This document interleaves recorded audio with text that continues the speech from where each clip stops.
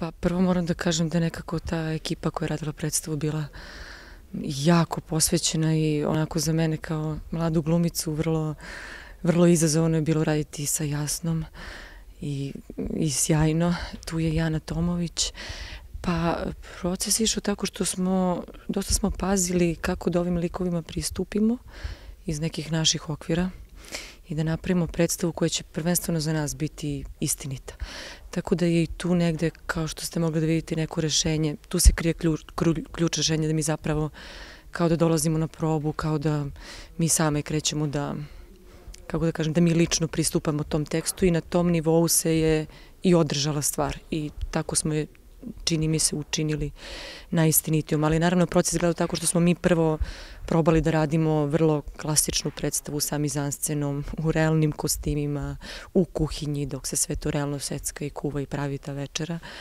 Ali ne nešto sve to nama izgledalo kao previše, s jedne strane pozorišno, s druge strane kao nešto što pravi ogroman odmak od zapravo odnosa ovih žena koja je ključana.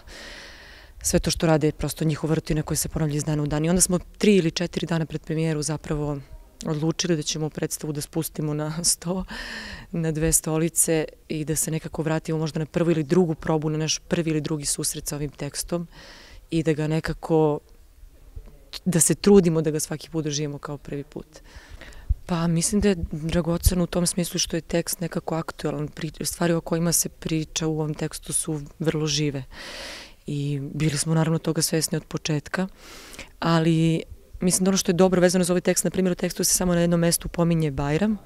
Ništa drugo što ove žene, što se, kako kažem, što je zapisano u tekstu ne određuje ove žene konkretno na područje Kosova, nema tu, kako kažem, te egzotike kojom bi neko drugi možda pristupio, tako da je priča dobra, zato što je istovremeno i vrlo univerzalna, može da se odnosi i na Bosnu i na Kosovo i na sve ostale područje gde su se ovakve stvari dešavale.